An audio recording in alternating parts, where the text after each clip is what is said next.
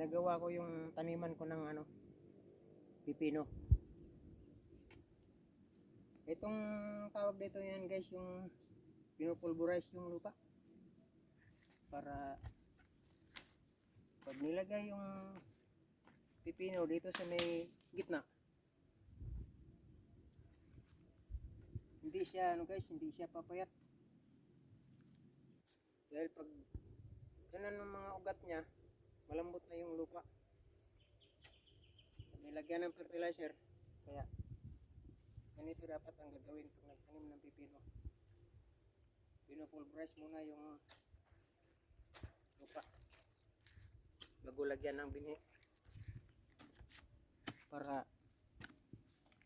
maraming ano guys, maraming bunga. Ganito, linisin maigi.